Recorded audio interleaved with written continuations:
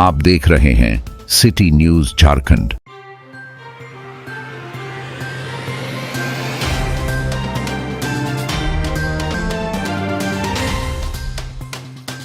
पलामू में क्षेत्रीय भाषा को लेकर उठे विवाद पर युवा नेता आशीष भारद्वाज ने सरकार को दो टूक चेतावनी दी है। जेटीईटी परीक्षा की नियमावली में पलामू व गढ़वा के लिए नागपुरी भाषा को प्राथमिकता देने के विरोध में उन्होंने जिला शिक्षा पदाधिकारी से मिलकर मगही और पलमुआ डायलेक्ट को मान्यता देने की मांग की। भारद्वाज ने कहा, भाषा हमारी माँ है साहेब, इसे मत छीनिए, और सरकार को पलामू की माई बोली का हक देने की बात कही।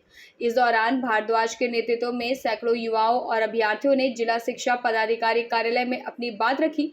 उन्होंने स्पष्ट किया कि सरकार बार बार भाषा के नाम पर पलामू गढ़वा वासियों का अपमान कर रही है। बातचीत में डीईओ ने प्रतिनिधियों की बात गंभीरता से सुनी और सुझाव पत्र में इसे शामिल करने का आश्वासन दिया। उपस्थित प्रमुखों में रवि शर्मा, नवीन तिवारी, मधुकर शुक्ला, संजीत पांडे, चंदा झा सहित कई युवा नेता शामिल थे।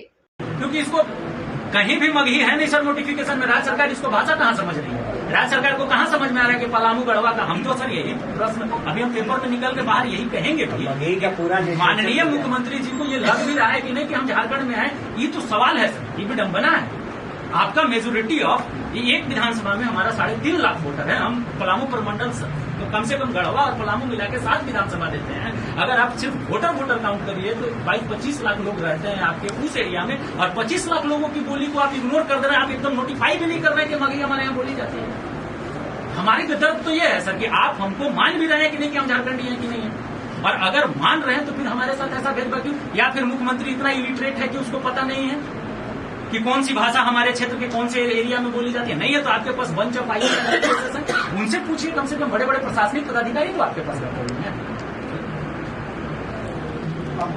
अगर आपको हमको जानकारी नहीं है तो हम सर से तो रिक्वेस्ट कर सकते हैं कि सर मेरा ज्ञान वर्धन कर दीजिए, हमको ये चीज नहीं आता।